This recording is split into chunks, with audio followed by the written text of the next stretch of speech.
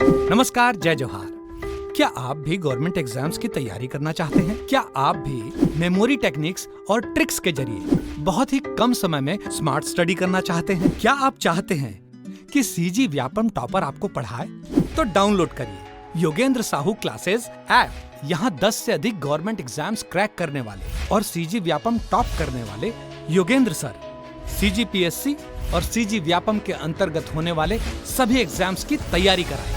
तो डाउनलोड करिए Yogendra Sahu classes app to be the best, learn from the best.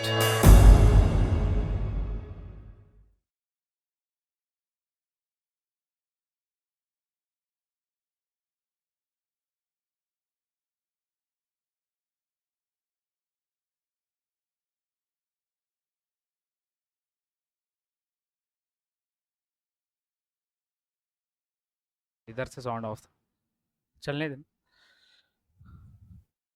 आप सभी का स्वागत है योगेंद्र साहू ऑनलाइन क्लासेस में। मैं हूं आकाश चंद्राकर और इस प्रयोगशाला की साइंस की सीरीज में आज हम लोग बायो के अंतर्गत डाइजेस्टिव सिस्टम के बारे में पढ़ने वाले हैं। बहुत छोटा सा चैप्टर होता है, बहुत इजी क्वेश्चन आते हैं, बस कुछ ऐसे पॉइंट होते हैं जो आपको याद रखने होंगे। अगर वो पॉइंट अगर आप याद रख पाते हो तो आपसे इस चैप्टर का ऐसा भी क्वेश्चन कोई नहीं आएगा जो आपसे ना बने, चाहे कूट में कितना भी कूट दे आपको, सब बनेंगे। ठीक है। और अगर इसकी तैयारी आप बेहतरीन तरीके से करना चाहते हो प्रयोगशाला परिचारक की, तो आप हमारे कोर्स के साथ जुड़ सकते हैं। बहुत ही कम कीमत पर कोर्स लॉन्च किया गया है। जो पहले से जुड़े हुए हैं उन लोग की तो अच्छी बात है, उनकी तैयारी हो चुकी होगी। और वो जो स्टूडेंट्स पहले वाले हैं या अब जुड़ना चाहते हैं, वो साथ में टेस्ट सीरीज भी परचेस कर लें, क्योंकि टेस्ट सीरीज जो है वो आपके आत्म अवलोकन के लिए बहुत जरूरी होता है। आप पढ़ तो लिए हो, लेकिन किस प्रकार से आपकी तैयारी चल रही है। एक तो मैं एमसीक्यू सीरीज चला रहा हूं, एक ये आपके लिए फायदेमंद रहेगा। दूसरा क्या फायदेमंद रहेगा कि आप टेस्ट सीरीज दिलाते रहो और अपना नंबर देखते चलो कि कहां पर आप भूल रहे हो, कहां पर आपको कंफ्यूजन आ रही है, तो आप खुद में निखार करते चलोगे। ठीक है। तो आज की क्लास में डाइजेस्टिव सिस्टम की शुरुआत करेंगे। ठीक। तो पहला प्रश्न है, क्या पूछा है वो देखते हैं। इसमें बोल रहा है कि छोटी आंत की आंतरिक सतह पर हजारों अंगुली नुमा आकृतियां निकली हुई होती है, उन्हें क्या कहा जाता है? Thousands of finger like projection protrude from the inner surface of the small intestine, what are they called? तो क्या बोला जाता है? ऑप्शन दिया आपको, लम्स, ब्रोंकाई, विलाई या म्योमास। तो एक याद रखना, आपका जितना भी डाइजेस्टिव सिस्टम रहेगा, इसमें जितने भी आपके जो भी चीजें आएंगी, उसमें जो अंतिम रूप से पाचन होता है छोटी आंत में होता है, और पाचन के बाद जो पदार्थों का अवशोषण किया जाता है ना, वो किया जाता है उंगली नुमा संरचना होती है विलाई, जिसको हम लोग बोलते हैं क्या? विलाई। इस विलाई के द्वारा कौन से सेक्शन में, ये भी बता देता हूं, इलियम में। कहां पर? इलियम। इस इलियम नामक स्थान पर, ये कौन सा किस पार्ट का है? तो स्मॉल इंटेस्टाइन लिखा है ना, छोटी आंत। तो छोटी आंत के इलियम वाले भाग पर विलाई पाया जाता है, जो कि उंगली के समान संरचना होती है, और इससे खाने का जो भी आप खा कर रखे हो उसका एब्जॉर्प्शन किया जाता है। तो याद रखना, विलाई बोलते हैं इसको। क्या बोलते हैं? विलाई बोलते हैं। बहुत इंपॉर्टेंट क्वेश्चन है, हर जगह आपको देखने को मिलेगी। यहां तक ये पीएससी यूपीएससी के प्रश्न में भी एक बार आया है कि विलाई क्या होती है, जहां से आपके खाने का अवशोषण होता है। तो इसका बहुत इंपॉर्टेंस है, याद रखना इस प्रश्न का। अगला है इसी से संबंधित कि विलाई से संबंधित कौन सा कथन सही है? Which statement related to villi is correct? पहला क्या बोलता है? यह छोटी आंत में पाई जाती है। It is found in the small intestine. तो अभी मैंने पढ़ाया, हाँ पाई जाती है, सही है। सही ही पूछा तो ये तो सही था। दूसरा क्या बोला है? इसकी संरचना अंगुलीनुमा होती है, जिसे रसांकुर कहते हैं। तो अभी मैंने पढ़ाया कि उंगली के समान संरचनाएं होती है। इसमें क्या होती है? उंगली के समान संरचनाएं होती है। तो इसी उंगली के समान संरचना होती है, तो ऑब्जर्प्शन कर रहा था, तो ये भी सही हो गई। तीसरा, यह पचे हुए भोजन का अवशोषण करती है। क्या करती है? यह पचे हुए भोजन का अवशोषण करती है। तो ये भी राइट आंसर है, अवशोषण। तो इसमें क्या था? तीनों के तीनों सही है, मतलब कि सभी सही हैं। तो पचे हुए भोजन का अवशोषण भी करती है, उंगली के समान संरचना होती है, और छोटी आंत में पाई जाती है। स्पेशली छोटी आंत के कौन से भाग में? तो आपको बता देना चाहूंगा कि छोटी आंत जो आपका होता है, इस प्रकार से संरचना जो पूरी बनी रहती है आपके पेट के अंतर्गत, इसमें जो सबसे अंतिम पार्ट होता है, ये आपका इलियम कहलाता है। क्या? सबसे अंतिम पार्ट जो बड़ी आंत से जाकर जुड़ जाता है, मिल जाता है, उसे हम लोग इलियम बोलते हैं। तीन पार्ट होते हैं छोटी आंत के, एक डियोडेनम, एक जेजुनम और एक इलियम। तो इस इलियम के अंतर्गत ये संरचना होगी।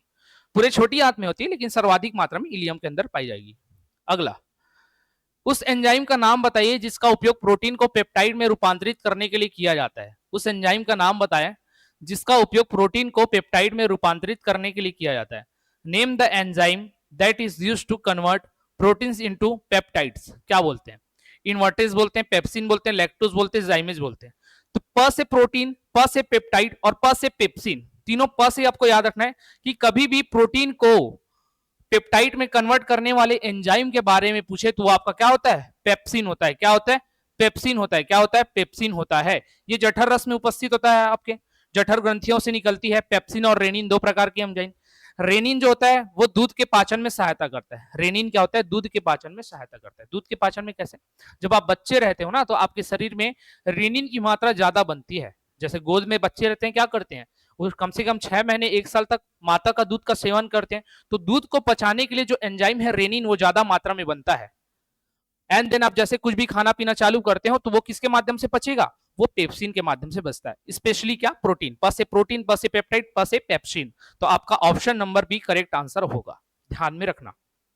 अगला प्रश्न, हमारी जीवा पर कौन सा अभिग्राही स्थिर होता है? हमारी जीवा पर कौन सा अभिग्राही स्थित होता है, ये पूछा जाता है। कौन सा अभिग्राही स्थित होता है? रिसेप्टर बोलते हैं। Which receptor is located are our tongue. तो हमारे जीभ पर छोटे छोटे छोटी छोटी ना दाने निकले रहते हैं। दाने ये क्या करते हैं? हमें स्वाद का अनुभव कराते हैं। स्वाद का अनुभव मतलब मैं तीखा खा रहा हूं तीखा लगेगा, नमकीन खा रहा हूं नमकीन लगेगा, मीठा खा रहा हूं मीठा लगेगा, खट्टा खा रहा हूं कोनों पर खट्टा लगेगा, कड़वा खा रहा हूं कड़वा लगेगा। लेकिन जो बीच वाला पार्ट रहता है उसमें कोई भी स्वाद अंकुर नहीं पाई जाती, होती है लेकिन एहसास नहीं कराती। ठीक, तो ये क्या थे? आपके स्वाद अंकुर कहलाते हैं। इस स्वाद अंकुर को, इस रिसेप्टर को क्या बोला जाता है? तो रस संवेदी बोला जाता है, क्योंकि रस के हिसाब से ही तो आप संवेदनाओं को प्रकट करते हो ना, कि खट्टा था यार, हाँ मीठा था यार, कम था कम मीठा था, ज्यादा मीठा था, तो रस के आधार पर करते हो। इसी को बोलते हैं पैपिली। क्या बोलते हैं? पैपिली। पैपिली भी बोला जाता है इसी को। क्या बोला जाता है इसी को? पैपिली या पपीली, जो भी बोलो, सॉरी उल्टा लिखा गया, पैपिली। तो पैपिली इसको बोला जाता है इन अंकुरों को। और क्या बोलते हैं? टेस्ट बर्ड बोलते हैं। क्या बोलते हैं? टेस्ट बर्ड, स्वाद कलिकाएं। स्वाद कलिकाएं या टेस्ट बर्ड भी बोला जाता है। तो रस संवेदी यहां पर ऑप्शन था तो सही होगा। घ्राणग्राही क्या होता है? सुगंध को बताता है आपको। ऑल्फैक्टरी रिसेप्टर्स, आपके माइंड में, ब्रेन में ऑल्फैक्टरी नाम का एक कंपाउंड होता है, ब्रेन का पहला भाग होता है, वो सूंघने के काम आता है। ये प्रकाशग्राही, ये तो फोटो रिसेप्टर होगा भैया। तापग्राही थर्मो को बताएगा, तो हमको स्वाद के बारे में था, तो रस संवेदी आंसर था आपका। क्लियर? चलो आगे चलते हैं। सामान्य परिस्थितियों में अम्ल की अभिक्रिया से पेट की अंदरूनी परत को बचाने का कार्य कौन करता है? Under normal circumstances who protect the inner lining of the stomach from the reaction of acid. तो आपको सबसे पहले तो ये पता होना चाहिए आपके शरीर में कौन सी एसिड बन रही है। तो उस एसिड का नाम होता है HCl। क्या नाम होता है? HCl। क्या नाम होता है? HCl नाम होता है, ध्यान में रखना। HCl, ये HCl हमारे शरीर में बनता है। और यही HCl क्या करता है? अगर हम कुछ बैक्टीरिया खा गए या हमारे शरीर के अंदर अगर बैक्टीरिया चले गया आहार नाल में, तो उसको मारने का काम करेगा, पहला चीज। दूसरा चीज, जितने भी जटिल कार्बनिक पदार्थ होते हैं, कॉम्प्लिकेटेड या कॉम्प्लेक्स ऑर्गेनिक कंपाउंड होते हैं, उनको क्या करता है? सरल कार्बनिक पदार्थों में तोड़ देता है। इजियस आपके ऑर्गेनिक कंपाउंड में तोड़ेगा। ठीक है, ये काम करता है। तो इसी अम्ल से ना क्या करते हैं, हमारे इनर सरफेस में जो भी हमारे ऑर्गन्स पाए जाते हैं, जैसे कि अमाशय, आहार नाल, इनकी जो पतली पतली नलियां हैं, इनको बचाने के लिए ना हमारा शरीर खुद एक बलगम क्रिएट करता है। बलगम, इसको हिंदी में बोलते हैं बलगम और इंग्लिश में क्या बोलते हैं? म्यूकस। इसी को श्लेष्मा भी बोलते हैं। श्लेष्मा, श्लेष्मा मतलब क्या होता है? चिपचिपा पदार्थ। जैसे सर्दी आपको हो जाता है तो नाक से क्या निकलता है? उसको श्लेष्मा बोलते हैं। तो वही श्लेष्मा, वही म्यूकस जो होता है हमारे आंतरिक सतह पर रहता है, ताकि जितने भी मात्रा में HCl का डेवलपमेंट हो जाए, हमारे स्किन को या हमारे पेट को किसी भी प्रकार की परेशानी ना हो। तो ये म्यूकस काम करता है आपकी आंतरिक सतहों को बचाने का। ये जठर ग्रंथि क्या है? अभी रेनिन पेप्सिन बताया, यहीं से निकलेगा। एंजाइम्स क्या रहते हैं? खाने के पचाने में सहायता करते हैं। विलाई अवशोषण करता है, बता चुका हूं। अगला पार्ट, अगला क्वेश्चन, कोई अंग है और उसके बाकी जो टेस्ट होते हैं ना, उससे उसके निदान का उपयोग करने के लिए परीक्षण होते हैं, उसको मिलाना है। मतलब ऑर्गन और टेस्ट को मिलाना है। सिंपल सा क्वेश्चन था। ब्रेन, ब्रेन का क्या करता है भैया? इलेक्ट्रोएंसीफेलोग्राम। क्या? इलेक्ट्रोएंसीफेलोग्राम। तो जस्ट सामने वाला पहला ही आंसर था। ए का वन किसमें दिख रहा है? पहले वाले में। डायरेक्ट आंसर मार दो। अगर आपको और नहीं पढ़ना है और नहीं खोजना है तो एक ही ठोक में ए का 1 था ना, तो यही आपका राइट आंसर हो जाएगा, सीधी सी बात। ठीक है, लेकिन हमको पूरा पढ़ना है। तो हृदय, हार्ट का होता है ECG। अच्छा, ECG शायद पहले पार्ट में मैंने दूसरा बताया था, इकोकार्डियोग्राम बोलते थे। इको नहीं है वो, इलेक्ट्रोकार्डियोग्राम ही है। किसी ने कमेंट भी किया था तो मैंने उसी क्लास में बता दिया था यही होगा। तो इको बोलता इलेक्ट्रोकार्डियोग्राम, इसका पूरा नाम क्या होता है? ईसीजी का इलेक्ट्रोकार्डियोग्राम नाम होता है, तो जस्ट सामने वाला आंसर। देन थर्ड है स्टमक। स्टमक की जो टेस्ट होती है ना, स्टमक में किसी भी प्रकार की परेशानी जब आए, पेट में परेशानी आए, तो जो परीक्षण हम लोग करते हैं उसको बोलते हैं एंडोस्कोपी। क्या बोलते हैं? एंडोस्कोपी। इसमें आपके आहार नाल में एक पतली सी नलिका डाली जाती है जिसमें एक छोटा सा कैमरा लगा होता है, उसके माध्यम से पूरे आपके पेट की जांच की जाती है, तो क्या बोलते हैं उसको? एंडोस्कोपी बोलते हैं। देन है फेफड़े। लंग का मैंने पहले ही बताया था, स्पायरोमेट्री बोले या स्पायरोमेट्री बोले, स्पायरोमीटर बोले, या फिर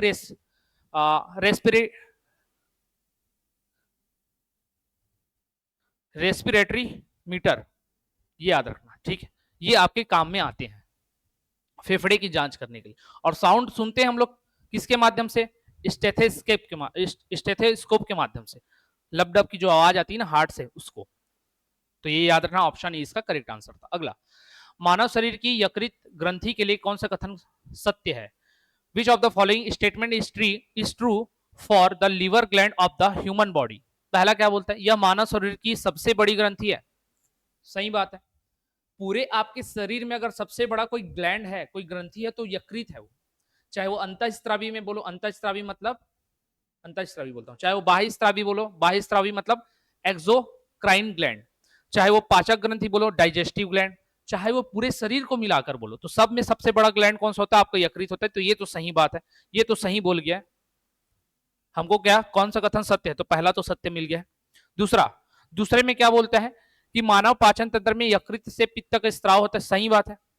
जो बॉयल जूस है ना, बॉयल जूस, पित्त रस, ये आपके पेट के अंतर्गत यकृत में बनता है।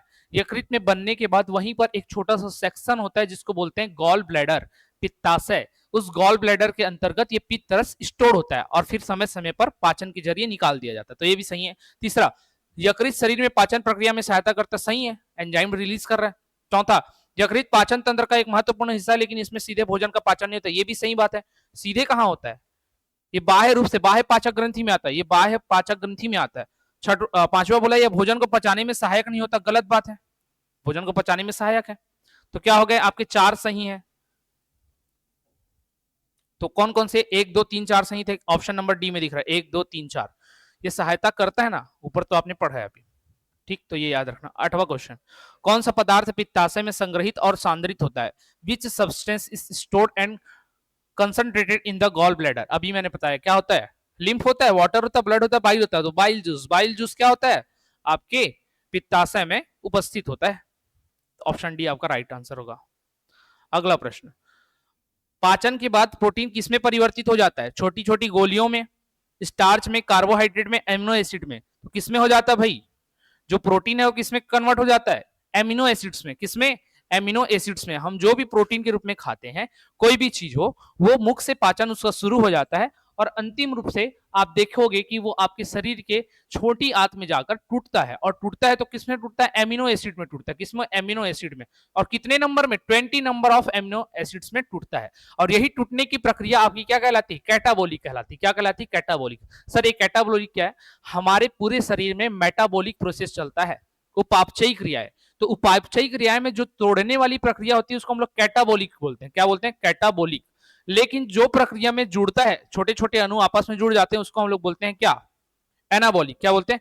एनाबॉलिक। और ये दोनों मिलके आपस में क्या बनाते हैं? मेटाबॉलिक। मेटाबॉलिज्म किसी का बिगड़ गया बोलते हैं ना, तो यही बिगड़ जाता है। ना अच्छे से पाचन कर पाएगा, ना अच्छे से एंजाइम रिलीज कर पाएगा, ना अच्छे से ग्लूकोज टूटेगा, ना अच्छे से ऑक्सीजन जाएगा शरीर पर। तो ये होता है, ठीक? तो ये ध्यान में रखना, एमिनो एसिड, प्रोटीन से एमिनो एसिड मिलता है, ठीक है? तो ट्रिप्सिन नामक एक एंजाइम होता है आपका, ट्रिप्सिन। वो प्रोटीन से जो पेप्टाइड में टाइलिन ने तोड़ा था ना, पेप्सिन ने तोड़ा था ना, अब पेप्सिन जो पेप्टाइड में कन्वर्ट कर देगा, उसके बाद पेप्टाइड को एमिनो एसिड में तोड़ने के लिए ट्रिप्सिन पाया जाता है। वो होता है अग्नाशय से निकलता है, पेनक्रियास से। अगला प्रश्न है, मानव निम्न में से किसे नहीं पचा सकता? विच of the following can not be digested by humans? Cellulose, starch, amino acid, glycogen. किसको नहीं पचाता? सीधी सी बात है, हम स्टार्च मतलब मंड बोलते हैं, ये तो मुंह से ही पचना चालू हो जाता है, हमारे लार के द्वारा ये पचना चालू हो जाता है, ग्लूकोज में कन्वर्ट हो जाता है। ग्लूकोज को तो हम पचा ही लेते हैं, ग्लूकोज का बड़ा भाई होता है ग्लाइकोजन। हमारे शरीर के अंतर्गत ग्लाइकोजन के फॉर्म में ग्लूकोज स्टोर होता है। जब हम भूखे रहते हैं ना, हमको भूख लगता है और हम 2 घंटे 4 घंटे तक खाना नहीं खा पा रहे, लेकिन हमारे शरीर को एनर्जी मिल रही है, तब किससे मिलता है? ये ग्लाइकोजेन से। क्यों? क्योंकि ग्लूकोज इस फॉर्म में रहता है, तो ये भी टूटता है। एमिनो एसिड में तो अभी आपने पाचन देखा, क्या नहीं पचता? सेल्यूलोज नहीं पचता। तो आपका राइट आंसर क्या होगा? सेल्यूलोज हमारे शरीर में नहीं पचता। कारण क्या है? ये कोशिका भित्ति होती है, शेल वॉल, ये आपके पेड़ पौधों की बाहरी परत होती है, उसमें पाई जाती है। तो ये ना जो शुद्ध शाकाहारी रहते हैं, जैसे कि गाय हो गई, बकरी हो गई, उनमें ये पूर्णतः डेवलप्ड होता है एक ऑर्गन जिसका नाम होता है आपका सीकम। बड़ी आंत का पहला भाग होता है सीकम, ये उसमें फुल्ली डेवलप्ड होते हैं। पहले हमारे अंदर भी थे, लेकिन अब हम सर्वाहारी हो चुके हैं। आदि मानव के टाइम में ये अच्छे से काम करता था। अब देखो आदि मानव से काल से अभी तक देखो हम कितना सर्वाइव कर चुके हैं, आगे बढ़ चुके हैं। तो अब हमारे अंदर ये केवल अवशोषण का काम करता है, पानी को बस अवशोषित करता है या पाचन करता है, सेल्यूलोज को नहीं पचाता। इसलिए सेल्यूलोज आपके शरीर से हूबहू बाहर निकल जाता है। अगर आप थोड़ा सा सेंस लगाकर देखो तो एकदम सिंपल सी बात है, आप अगर टमाटर के छिलकों को खाते हो ना, अगर आप सलाद खाते हो या सब्जी में भी खाओ, टमाटर का बाहरी परत कभी नहीं पकता। आप खाओगे आपके शरीर में सब पच जाएगा और टमाटर का बाहरी छिलका नहीं पचता। क्या है? सेल्यूलोज। जब आप बाहर करते हो तो आपके टॉयलेट में, अगर आपको घिन ना लग रहा हो तो ये चीज मैं बता सकता हूँ कि टॉयलेट में आप कभी देखेंगे तो ये इस प्रकार का ना जो टमाटर नुमा जो छिलका रहता है वो बाहर ही निकल जाता है, तो सेल्यूलोज होता है, वो हम पचा नहीं सकते उसको, ठीक। लेकिन इसको शाकाहारी लोग आराम से पचा लेते हैं। अगला प्रश्न है, किसको पचाने के लिए शाकाहारी को लंबी छोटी आंत की आवश्यकता होती है? Chloroplast, cellulose, carbohydrate, protein. तो सबसे पहले बताया ना, अभी किसको हम लोग नहीं पचाते? सेल्यूलोज को नहीं पचाते। लेकिन दूसरा ऑप्शन और दिख रहा है यहाँ पर, क्लोरोप्लास्ट। तो क्लोरोप्लास्ट आंसर नहीं आएगा भैया। क्लोरोप्लास्ट में तो क्या है? एक वर्णक है बस, हरे रंग का एक पिगमेंट है, वो कलर देता है और प्रकाश संश्लेषण में भोजन बनाता है। तो ये पाचन वाचन हो जाता है सब, सेल्यूलोज नहीं पचता है। इसी को पचाने के लिए शाकाहारी को लंबी छोटी आंत की आवश्यकता होती है। उसमें वो टूटेगा, बहुत देर तक टूटेगा टूटेगा टूटेगा, देन जैसे ही सीकम में पहुंचेगा, उनके में और कुछ पार्ट होता होगा, वहां पर ये पच जाता है। अगला प्रश्न, लैक्टोज असहिष्णुता क्या होती है? मतलब व्हाट इज लैक्टोज इंटॉलरेंस? आजकल देखना ये वर्ड बहुत चलने लग गया है। लोग क्या करते पता है, कोई बड़ा सेलिब्रिटी इस टाइप का वर्ड यूज करना चालू कर दे ना, उसको फॉलो करना चालू कर देते हैं। मतलब लैक्टोज किसमें पाया जाता है? आपके दूध में। और इनटॉलरेंस का मतलब है कि आपके शरीर में वो अच्छे से नहीं पचेगा। अब कोई बोल दिया बड़ा सुपरस्टार की नहीं यार लैक्टोज इंटॉलरेंस हो गया हूं मैं, मेरे से पचता नहीं है, दूध वाली चीजें मैं खाता नहीं हूं, लोग उसको फॉलो करना चालू कर देंगे, जो कि गलत है। सब व्यक्ति का अपना अलग अलग तरीका होता है जीवन यापन करने का। किसी के में हो सकता है रेनिन अच्छे से बन रहे हो तो लैक्टोज इंटॉलरेंस क्यों होगा? पच जाएगा। तो किसी के बोलने को फॉलो नहीं करना है, आप अपने शरीर को देखकर फॉलो करो। पहला ऑप्शन बोलता है क्या होता है ये? एक ऐसी स्थिति जहां छोटी आंत ग्लूटेन को तोड़ने में असमर्थ होती नहीं। लैक्टोज तो आपके दूध से संबंधित है, ग्लूटेन तो आपके गेहूं जौ से संबंधित होता है, तो पहला तो गलत हो गया, ये नहीं हो सकता आंसर। एक ऐसी स्थिति जहां फ्रक्टोज पूरी तरह से रक्त में अवशोषित नहीं होता। फ्रक्टोज अलग सैकेराइड होता है, लैक्टोज अलग सैकेराइड होता है, दोनों का कोई मेल नहीं है। इसके लक्षण में ग्लूटेन के प्रति प्रतिकूल प्रतिक्रियाएं होती है, ग्लूटेन तो आएगा ही नहीं। ऑप्शन डी, एक ऐसी स्थिति जिसमें छोटी आंतें दुग्ध उत्पादों में पाई जाने वाली शर्करा को तोड़ने में असमर्थ होता है, ये राइट आंसर है आपका ऑप्शन नंबर डी।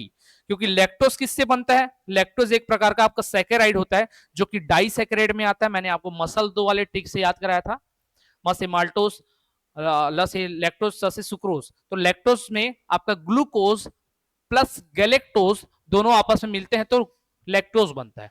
तो उसकी शर्करा को, शर्करा मतलब क्या, ग्लूकोज को तोड़ने में असमर्थ होता है, वो पाचन नहीं कर पाते, तो लैक्टोज इंटॉलरेंस बोलते हैं। अब कई लोग वाकई में घटनाएं होती हैं, बुजुर्ग होने पर अधिकतर देखना दूध का पाचन नहीं होता, तो ये संबंधित आती है। कई लोग यंग एज में भी इससे जूझते हैं। अगला प्रश्न, मनुष्यों में भोजन के पाचन की प्रक्रिया किससे शुरू होती है और कहां पूर्ण होती है? कक्षा 5वीं का प्रश्न है। अगर ये भी नहीं आता है तो आपको अच्छे से पढ़ने की आवश्यकता है भाई। कभी भी सुनोगे तो मुंह से पाचन चालू होता है और छोटी आंत में अंतिम रूप से पचता है। कहा? मुंह से चालू होता है और छोटी आंत में अंतिम रूप से पचता है। तो ये वाला क्वेश्चन तो आपको आना ही चाहिए, बाकी कुछ आए चाहे मत आए, ठीक। अगला प्रश्न, खुर वाले जानवरों के अमाशय का सबसे बड़ा हिस्सा कौन सा होता है? अमाशय मतलब आपका स्टमक एरिया। हमारे शरीर में भी स्टमक होता है, जे की आकृति का होता है। कौन सा होता है? रुमेन होता है, रेटिकुलम होता है, अबोमेसम होता है या ओमिसम होता है? हमको बेसिकली पढ़ना होता है ह्यूमन डाइजेशन सिस्टम के बारे में, डाइजेस्टिव सिस्टम के बारे में, लेकिन कभी कभी ऑड इवन क्वेश्चन दे दिया जाता है, तो ये ऑड इवन क्वेश्चन की आप तैयारी कर लो। तो एक खुर वाले जानवरों के में अगर पूछे अमाशय में क्या कौन सा सबसे बड़ा हिस्सा होता है, तो रुमेन होता है। रुमेन ये क्या हिस्सा है बता देता हूं। गाय देखे हो, गाय को कितना भी खिलाओ वो खा लेती है, और खाने के बाद फिर आराम से बैठेगी और उसको फिर मुंह पर निकाल कर वापस चबाने लगती है, उसको बार बार अपने दांतों से तोड़ने लगती है। ठीक, तो प्रोसेस का नाम याद नहीं रहा, लोग जो करते हैं क्या, जुगाली। तो जुगाली करते हैं लोग, क्या करते हैं, अपने खाने को वापस निकालते हैं चारे को और जुगाली करते हैं। तो क्या करते हैं वो ना, पूरे तरीके से अपने अमाशय में, स्टमक में नहीं भेजेगा, पूरा भेज देगा तो पचना चालू हो जाएगा जी। तो क्या करता है वो, इस हिस्से पर उसको रोक कर रखता है और देन जैसे बैठता है उसको वापस बाहर निकलता है और जुगाली करने लगता है, बार बार चबाने लगता है। तो रूमेन वाले हिस्से में वो रहता है, स्टोर करके रखता है उसको। ठीक, तो ये सबसे बड़ा हिस्सा होता है। अगला, निम्नलिखित में से कौन सा मानव की आहार नाल का हिस्सा नहीं है? विच of the following is not a part of the food pipe of humans? कौन सा नहीं है फूड पाइप? रेक्टम हमारे शरीर में तो पाता है, सबसे अंतिम हिस्सा होता है बाहरी आंत का, सॉरी बाहरी बोलता, बड़ी आंत का सबसे लास्ट वाला जो हिस्सा होता है रेक्टम कहलाता है, होता है। ग्रास नली, एसोफेगस के माध्यम से तो हम लोग क्या करते हैं, अंदर शरीर के अंतर्गत खाने को लेकर जाते हैं। श्वास नली, ये तो श्वसन तंत्र का होता है, ट्रैकिया, तो यही आपका राइट आंसर हो जाएगा। ये पाचन तंत्र, आहार नाल का हिस्सा नहीं है। ग्रसनी होता है, ये आपके श्वसन तंत्र में भी आता है, फेरिंग्स, और आपके पाचन तंत्र में भी आता है। ऐसे कीप की आकार की होती है, कल मैंने बताया भी था, कल या लास्ट क्लास जिसमें भी मैंने श्वसन तंत्र पढ़ाया होगा। इधर से आपका सांस जाता है, इधर से आपका आहार जाता है, तो दोनों के लिए समान कॉमन ट्रैक का काम करता है ये। ठीक है, ये 9 सेंटीमीटर लगभग लंबी नली होती है, तो ध्यान में रखना ये। क्लियर? तो जो श्वास नली है वो इसका राइट आंसर हो जाएगा। अगला प्रश्न, हमारा पेट निम्नलिखित में से किस अम्ल का उत्पादन करता है जो पाचन प्रक्रिया में सहायता करता है, सहायक होता है? Our stomach produce which of the following acid which help in the digestion process? ये अभी मैंने पढ़ाया आपको। क्वेश्चन नंबर 16 का आप कमेंट में जवाब देना कि कौन सा एसिड है हमारे शरीर में बनता है, कौन सा एसिड बनता है। ऑप्शन दिया nitric acid, perchloric acid, hydrochloric acid या सल्फ्यूरिक एसिड, कौन सा बनता है कमेंट करके बताइएगा। अभी बताया था मैंने आपको। अगला प्रश्न 17वां, निम्नलिखित में से कौन सा एक सही कथन नहीं है? Which one of the following is not a correct statement? अच्छा, किसी स्टूडेंट का मुझे ऐसा कमेंट नहीं दिखना चाहिए कि सर आप तो कमेंट पूछ देते हो बताते नहीं हो। इसके बारे में चर्चा किया हूं तभी आपको जवाब मांग रहा हूं। इससे पहले के क्वेश्चनों में उस एसिड के बारे में मैंने चर्चा किया हुआ है, तो आपकी जिम्मेदारी बनती है कि आप क्लासेस देख रहे हो या वीडियो देख रहे हो तो अच्छे से देखते चलो, ताकि बीच में ऐसे कुछ आए तो मेरे पढ़ते ही आपके माइंड में जवाब आ जाना चाहिए। और जो ऐसा अटेंटिव स्टूडेंट होगा ना, वो तुरंत कमेंट करके बता देगा क्या होगा उसका आंसर। अब इसमें देखते हैं कौन सा कथन सही नहीं है। पहला दिया, यकृत और अग्नाशय का स्त्राव अमाशय में जाता है। यकृत और अग्नाशय का स्त्राव मतलब बोल रहा है जो भी ये लोग एंजाइम रिलीज करते हैं। The secretion of liver and pancreas goes into the stomach, तो स्टमक में जाता है क्या? नहीं जाता है, तो यही आपका राइट आंसर हो जाएगा। कथन सही नहीं है, तो कथन नहीं है ये गलत है ना भैया, ये सही कथन नहीं है, गलत है, तो यही आपका राइट आंसर होगा। कैसे अभी बता दूंगा, अगला पढ़ लो। गैस्ट्रिक ग्रंथियां अमाशय में हाइड्रोक्लोरिक अम्ल और पेप्सिन एंजाइम और श्लेष्मा म्यूकस उत्पन्न कर मुक्त करते हैं, सही है। गैस्ट्रिक ग्रंथियां अमाशय में स्टमक में छोड़ता है, आता है, सही है। हाइड्रोक्लोरिक अम्ल, पेप्सिन, श्लेष्मा ये सब लाता है, मैं बताया था, हाँ लाता है। अगला है तो ये तो सही था, तो आपका राइट आंसर ए ही होगा, यही सही नहीं था। श्लेष्मा अमाशय की अंदरूनी परतों को अम्ल से बचाता है, ये भी मैं पढ़ा चुका हूं, सही बात है। हाइड्रोक्लोरिक अम्ल पेप्सिन एंजाइम की क्रिया को आसान बनाते हैं, बनाने के लिए अम्लीय माध्यम का निर्माण करता है। तो जो अम्ल है वो कैसा मीडियम प्रोवाइड करेगा? अम्लीय माध्यम ही प्रोवाइड करेगा। अगर क्षारी रहता है तो क्षारी माध्यम प्रोवाइड करता है, तो ये राइट आंसर। ठीक, तो ऑप्शन ए गलत था, तो वही आपका सही हो जाएगा। ठीक, ये कैसे होता है समझा देता हूं, पूरा आपको स्टमक का डायग्राम ही समझा देता हूं। एक छोटा सा चीज है, समझिएगा। आपके मुंह पर, ये मान के चलो ये मुंह है, यहाँ से आपने खाना खाया, यहाँ पर चबाया सारी चीजों को, चबाने के बाद ये आपके फेरिंग्स में जाएगा, ग्रसनी में, और यहाँ से एक तरफ श्वास नाल, इधर आहार नाल, ये आहार नाल पर ऐसे जाएगा और यहाँ पर फिर ऐसे जे आकार की ना संरचना पाई जाती है, ऐसे जे आकार की एक संरचना पाई जाती है जिसको हम लोग क्या बोलते हैं? अमाशय बोलते हैं। इसी अमाशय के बाद ऐसे ये यू आकार की नली में मुड़ता है, फिर ये छोटी आंत शुरू हो जाती है आपकी, इस प्रकार से छोटी आंत शुरू हो जाती है। तो इसी पर ये जो यू आकार की नली है ना, यहाँ पर आपका यकृत से पित्ताशय आता है और पेनक्रियाज, यहाँ पर पेनक्रियाज होता है गुलाबी कलर की ग्रंथि ग्लैंड, यहाँ से आपका सारी बाकी एंजाइम्स आते हैं, जैसे कि ट्रिप्सिन हो गया, जैसे कि लाइसोजाइम हो गया, ठीक है, लाइपेज हो गया, ये सब क्या आते हैं? यहाँ से आता है इसमें। तो ये यू आकार की नली में आते हैं जिसको हम लोग बोलते हैं डियोडोनम, ये छोटी आंत का पहला भाग होता है। तो यकृत और अग्नाशय का जो भाग है वो डियोडोनम में आता है, छोटी आंत में, ना कि स्टमक में। स्टमक में क्या आता है? केवल आपका जठर रस, जठर रस में जो भी एंजाइम्स होते हैं वो सारे आते हैं। क्लियर? तो ये इसमें नहीं आता, समझा दिया हूं आपको, समझ में आया होगा। अगला, पाचन तंत्र के चरणों का निम्नलिखित में से कौन सा अनुक्रम सही है? Which one of the following sequence of stages of the digestive system is correct? उत्सर्जन, अंतर्ग्रहण, अवशोषण, पाचन। सबसे पहले क्या करते हो आप? खाना खाते हो, अंतर्ग्रहण करते हो। सबसे पहले आप खाना खाओगे, खाना खाओगे वो, उसके बाद वो खाना पचेगा, वो खाना पचेगा, फिर क्या होगा? उसका अवशोषण होगा, और अवशोषण होने के बाद जो नहीं पच पाया वो बाहर दिया जाता है, उत्सर्जन होता है। तो सबसे पहले आप क्या करते हो? खाना खाते हो, अंतर्ग्रहण, अंतर्ग्रहण को बोलते हैं इंजेशन। तो इंजेशन कहां पर दिया? सबसे पहले देख लो, यहां दिया और यहां दिया अंतर्ग्रहण। ठीक है, तो ये दोनों तो आंसर हो ही नहीं सकते अब। चलो ठीक। देन होता पाचन, मैंने बोला, तो अवशोषण कैसे हो जाएगा जी? पहले पहले तो पचाना पड़ेगा आपको, तो ऑप्शन डी करेक्ट हो जाएगा। बस आपको दो ही चीजों का सीक्वेंस पता था, आप आंसर दे सकते हो। और लास्ट में उत्सर्जन होगा, लास्ट में तो पाचन हो ही नहीं सकता, तो उत्सर्जन लास्ट में, और बीच में अवशोषण होता है इलियम के द्वारा। तो आपका ऑप्शन डी करेक्ट है। ऐसे क्वेश्चन व्यापम के द्वारा उठाए जाते हैं, तो ऐसे क्वेश्चन का आपको तैयारी करके चलना है कि सीक्वेंस क्या रहेगा किसी भी चीज का। ठीक है, अगला प्रश्न, मानव शरीर में वसा का पाचन मुख्यतः कहां पर होता है? ये बताने वाली जरूरत है क्या? छोटी आंत में तो होगा। पाचन मुख्यतः कहां होता है? छोटी आंत में। बड़ी आंत में सिर्फ पानी पचता है, पानी का पाचन, पानी का अवशोषण सब कहां पर होगा? बड़ी आंत में। खाने का पाचन जो होता है वो आपकी छोटी आंत में होता है, स्टमक से शुरू होता है, अंतिम रूप से यहीं पचता है। तो सी आपका राइट आंसर है, 19 का सी है राइट आंसर है, बार बार बोल रहा हूं। ठीक, डिस्वा, निम्न में से कौन सा एंजाइम अग्नाशय द्वारा स्त्रावित होता है? विच of the following enzyme is secreted bye pancreas? Maltose, lactose, tripping, sucrose. Maltose से पॉलीसेक्राइड है, कार्बोहाइड्रेट है, तो एंजाइम थोड़ी ना है। लैक्टोज कार्बोहाइड्रेट है, सुक्रोज कार्बोहाइड्रेट है, एक ही आंसर बचा। अगर आपको नहीं भी पता था ना कौन सा एंजाइम निकलता है, आप बाकी तीन को एलिमिनेट करके बता सकते थे, लेकिन आपका बशर्ते पढ़ा हुआ होना चाहिए कि भैया कार्बोहाइड्रेट के अंदर क्या क्या चीजें आती हैं।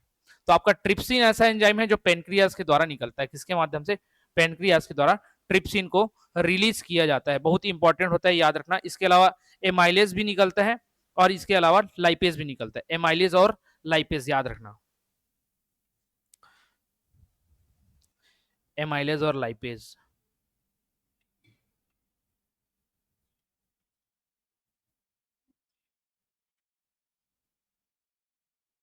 इसी एमाइलेज को टाइलिन भी बोला जाता है। क्या बोला जाता है? टाइलिन।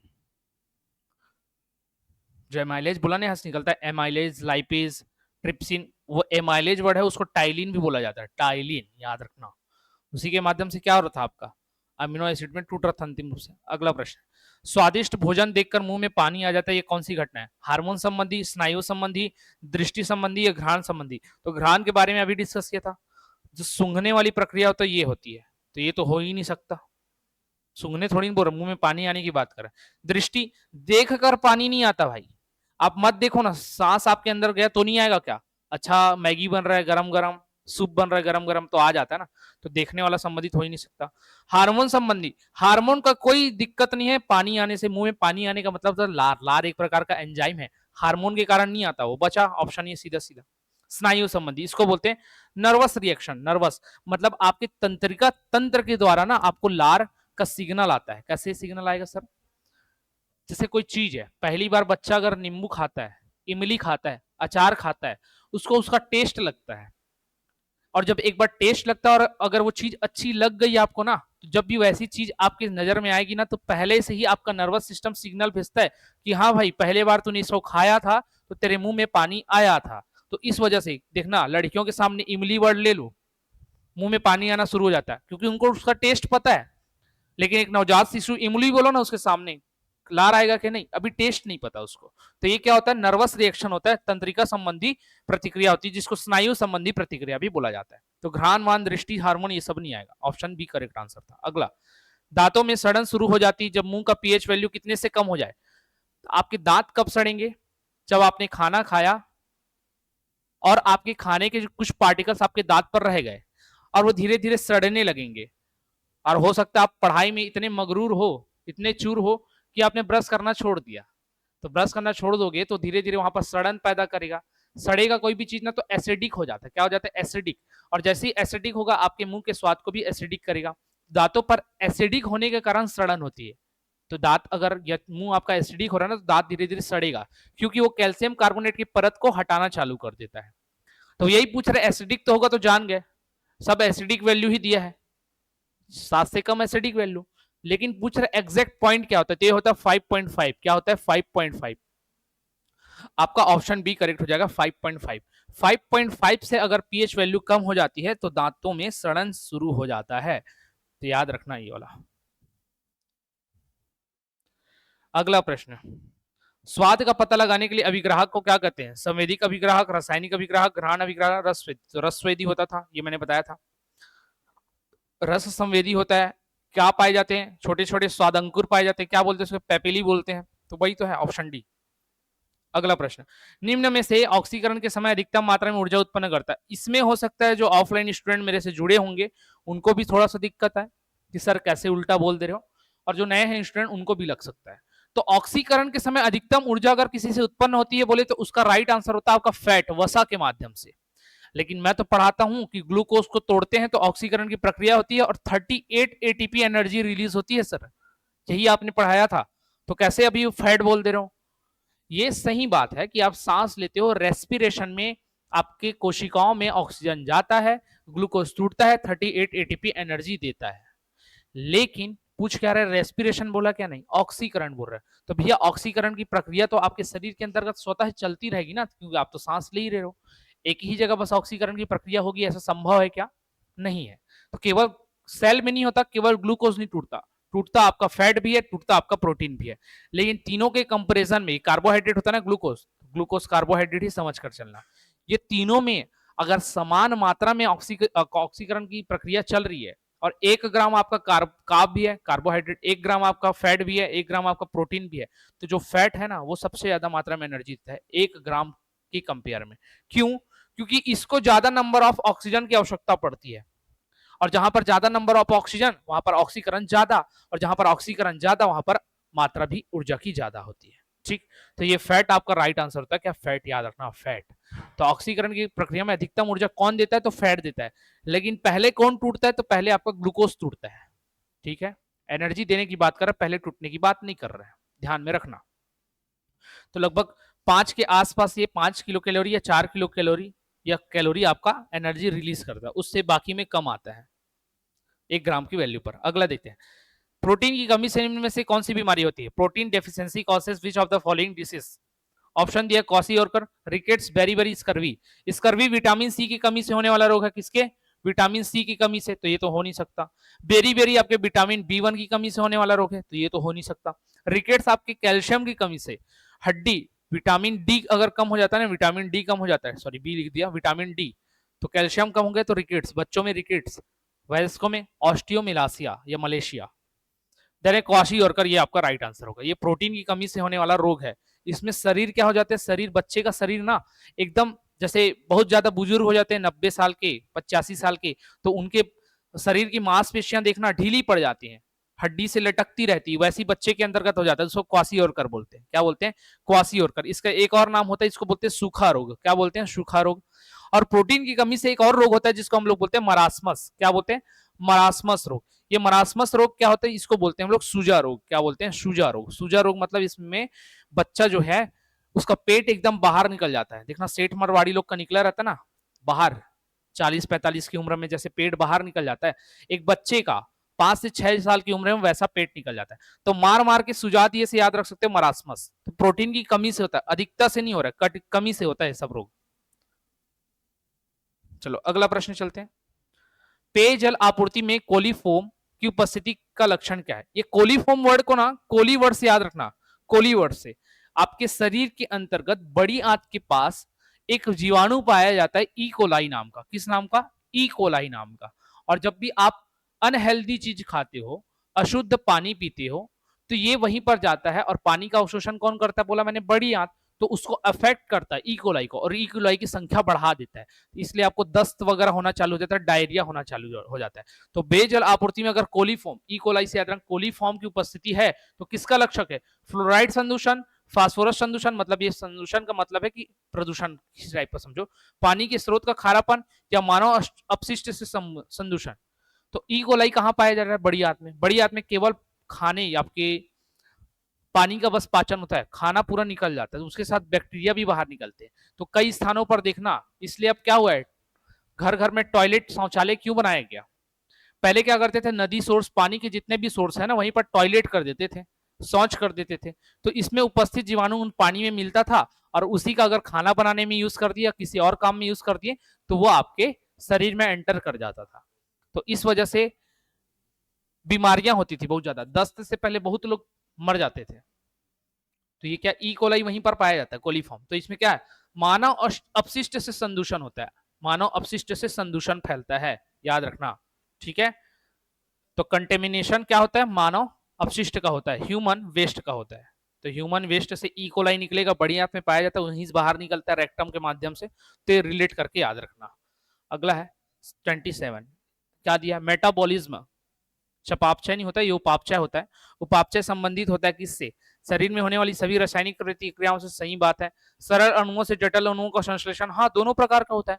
एक कैटाबॉलिक जो बड़े चीजों को छोटे में तोड़ता है, एक एनाबॉलिक जो छोटी चीजों को तोड़कर बड़ा बनाता है। तो सही बात है। उपचय और अपचय, हाँ, मेटाबॉलिक और कैटाबॉलिक। तो कैटाबॉलिक होता है, मेटाबॉलिक नहीं, एनाबॉलिक कहलाएगा ये। तो दोनों प्रकार की होती है। तो 1 2 3 आपके तीनों के तीनों सही है, तीनों ही सही होते हैं। 1 2 3, 1 2 और 3 दोनों नहीं आएगा, सभी आएगा ये, ठीक, याद रखना। अगला प्रश्न है, निम्नलिखित में से किसमें होमोडोंट दांत पाए जाते हैं? Homodont teeth are found in which of the following? मछली में, मानव में, तेंदुआ में, घोड़ा में। तो ये जो होमोडोंट होते हैं ना, ये मछली में पाया जाता है, याद रख लेना, ऐसे ही याद रख लेना होमोडोंट। तो आजकल होम में क्या रखते हैं हम लोग, मछली रखते हैं ना। होम में क्या रखते हैं आजकल, मछली रखते हैं। तो होमोडोंट याद रखना। अब ये होमोडोंट दांत आया ना, तो मानव के बारे में बता देता हूँ। आप खाना खाओगे तो चबाने का काम कौन कर रहे जी, दांत ही तो कर रहे हैं। 32 दांत पाए जाते हैं वयस्कों में, बच्चों में 20 दांत, जो कि बच्चों वाले दांत होते हैं टूट जाते हैं, फिर 32 दांत आते हैं। ये 16 ऊपर रहते हैं, 16 नीचे रहते हैं। इनका दंत सूत्र होता है 2 1 2 3, क्या होता है, 2 1 2 3 का दंत सूत्र होता है, जिसमें पहला 2 का पेयर इंसिजर कहलाता है, फिर बाद का एक पेयर आपका कैनिन कहलाता है, चीरने फाड़ने। मांसाहारियों में एकदम रहता है, जैसे देखना कुत्ता ऐसे मुंह फाड़ेगा तो ऐसे नुकीले दांत दिखते हैं ना, आपके मुंह के अंदर भी वो नुकीले दांत पाए जाते हैं, एकदम कोनों पर। देखो, अभी मत देखो, अभी क्या देखोगे, क्लास के बाद जाना और आईने के बाद ऐसे ई करके देखना, यहाँ पर कोने पर नुकीले नुकीले दांत होते हैं, चीरने फाड़ने के काम आते हैं। सिंपल सा चीज है, आप गन्ना खाते हो तो गन्ना छिलते कहां से, इस कोने वाले दांतों से छिलते हैं, तो वही काम आता है। कैनिन एक जोड़ी में पाया जाता है, ऊपर नीचे एक जोड़ी मतलब 2, इधर एक इधर एक, दिख नहीं रहा क्या, इधर एक ऐसे करके 2 पाए जाते हैं, याद रखना, ठीक। फिर ये 2 होते हैं प्रीमोलर, प्रीमोलर थोड़े थोड़े चबाएंगे। और फिर 3 जोड़ी में लास्ट में मोलार पाए जाते हैं, जो पूरे तरीके से चबाते हैं भोजन का और पाचन करते हैं, अंदर की ओर जाते हैं। तो मनुष्यों में 32 दांत पाए जाते हैं। इस 32 दांतों के 3 अलग अलग नाम होते हैं, एक विषय दंती, एक द्विबार दंती और एक गर्द दंती। हिंदी में यही बोलते हैं, द्विबार दंती, गर्द दंती, विषय दंती, ठीक है, यही बोला जाता है। और इंग्लिश में इसके नाम आप लिख सकते हो, लिखना चाहो तो डायोफोडोंट, हेट्रोडोंट और थियोकोडोंट। डायोडोंट, डायोफोडोंट बोलते हैं शायद, डायोफोडोंट आपका, थियोडोंट, डायोफोडोंट, थियोडोंट और हेट्रोडोंट। लिखता नहीं हूं, आप लिख लेना, डायोफोडोंट, हेट्रोडोंट और क्या बोला, हेट्रोडोंट के बाद एक क्या बोला, थियोफोडोंट। तो ये तीनों याद रखना, ये मानव शरीर में पाए जाने वाले दांत है। फिर है डिओडेनम, एक गलत लिखा है, डठोड्रम नहीं होता, ये डिओडोनम होता है। क्या होता है डिओडोनम, इसका भाग किसका भाग है, डिओडोनम इज पार्ट ऑफ छोटी आंत, बड़ी आंत, पित्ताशय, अंडाशय। तो छोटी आंत के 3 भाग, ये जो जे अनुपार आकृति की संरचना होती है ना, ये ऐसे जे आकृति की आपकी संरचना होती है, इसके पहले वाले भाग को बोलते हैं डिओडोनम, जहीं पर आपका अम्ल पाया जाता है। नीच वाला भाग, बीच वाले भाग बोलते हैं फंडिक, क्या बोलते हैं फंडिक, इसमें कांटेनुमा संरचना होती है जो खाने को 4 से 5 घंटे तक रोक के रखती है।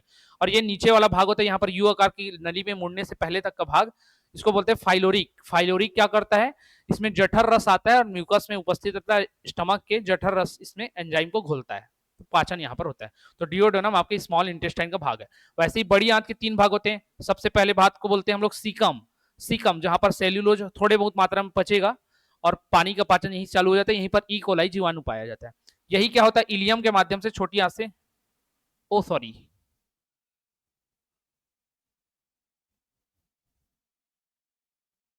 ये जितना बताया ये फिर से समझ लो, नाम उल्टा बता दिया। क्या ये आपका स्ट्रक्चर था, इस प्रकार का। ये वाला भाग जो होता है ये क्या कहलाता है? आपका डियोडोनम कहलाता है। ये वाला भाग जो यू आकार की नली होती है ना, इसको डियोडोनम बोलते हैं, छोटी आंत का भाग होता है। ये फिर ऐसे ऐसे ऐसे ऐसे बहुत भाग में मुड़ता है, तो ये बीच वाला पूरा भाग कहलाता है आपका जेजुनम। क्या कहलाता है? जेजुनम। याद फिर से लिख लेना, डियोडोनम इधर गलत नहीं बताया, एक जगह बस मिस्टेक है। ये था आपका डियोडोनम, ये था आपका जेजुनम, और आखिरी भाग जहां पर पाचन होता है उसको इलियम बोलते हैं। यही इलियम आता है यहाँ पर बड़ी आंत से ऐसे मिल जाता है, बड़ी आंत से, तो ये मिलने वाला भाग सीकम कहलाता है। ये बीच वाला भाग आपका कोलोन कहलाता है। क्या? कोलोन कहलाता है। कोलोन बड़ी आंत का ही भाग होता है। और नीचे इधर आकर यहाँ पर जहां पर मल, आपका मल, आपका अनपचा भोजन स्टोर होता है, उसको बोलते हैं रेक्टम। तो बड़ी आंत के तीन भाग, सीकम, कोलोन, रेक्टम। और रेक्टम के बाद फिर गुदा द्वार होता है, एनस बोलते हैं, उसके माध्यम से बाहर होता है। तो छोटी आंत के तीन पार्ट बता दिए, डियोडोनम, जेजुनम और आपका इलियम। इसका सीकम, कोलोन और आखिरी वाला रेक्टम, फिर एनस पाया जाता है, गुदा द्वार। ये जो बताया था ना, ये सही बताया था, अलग अलग नाम है। ये फंडिक सही बताया था, बीच में ही होता है। ये वाला भाग बताया था आपका फाइलोरिक, ये भी सही बताया था। ये नाम डियोडोनम नहीं है, इसका नाम होता है कार्डिएक। क्या होता है? कार्डिएक। क्या नाम होता है? कार्डिएक। तो छोटी आंत का भाग होता है डियोडोनम, यू आकार की नली, ग्रहणी बोलते हैं इसको। जो पहले बता दिया था वो कार्डिएक होता है, जहां पर अम्ल आता है। अगला प्रश्न है, दांत का इनेमल किससे बना होता है? Calcium chloride, calcium sulphate, calcium carbonate. Option D, C दिख गया ना, तो डी, कोई भी ऑप्शन देखने की आवश्यकता नहीं है। कैल्शियम कार्बोनेट ही बोला जाता है किसको? इनेमल की परत को। अगला है, ओजोन से प्राप्त ऊर्जा को कैसे मापा जाता है?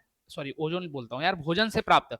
How is the energy obtained from food measured? Calories, kelvin, फट या एम्पियर्स? फट नहीं, वो फैट है। क्या ये? फैट है। क्या है ये? फैट है। ठीक। तो भोजन को किसमें मापते हैं? अभी तक मैंने क्या बताया आपको? कैलोरी के माध्यम से मापते हैं, तो एटीपी में मापते हैं। एटीपी को आपकी ऊर्जा मुद्रा भी बोला जाता है, ठीक है, एनर्जी कॉइन। तो या तो एटीपी में मापोगे या तो कैलोरी में मापोगे। तो यहां पर क्या दिया आपको?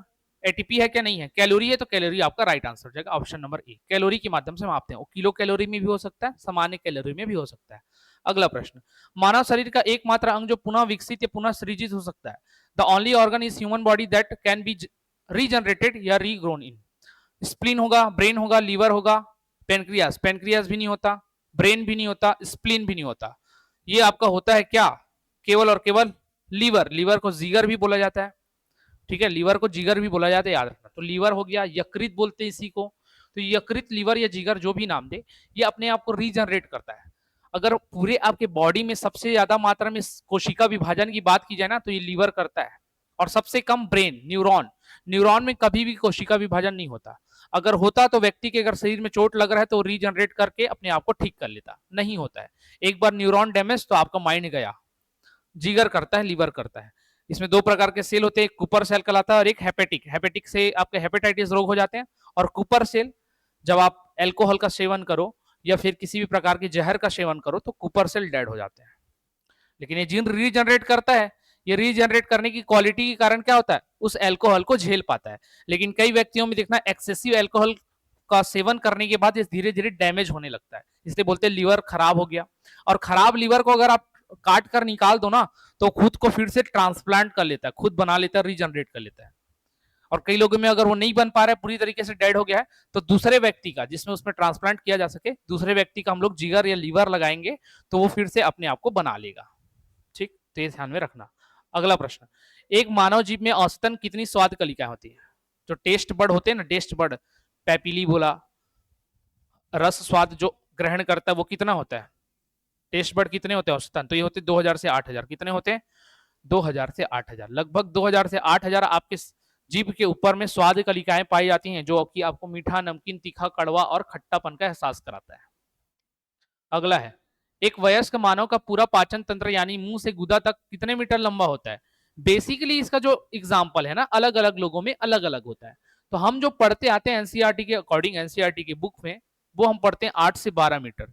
ये 8 से 12 मीटर तक हो सकता है। अलग अलग व्यक्तियों की हाइट अलग अलग होती है, अलग अलग व्यक्तियों का साइज अलग अलग होता है, तो उनके अकॉर्डिंग ये चेंज होता है 8 से 12 मीटर तक।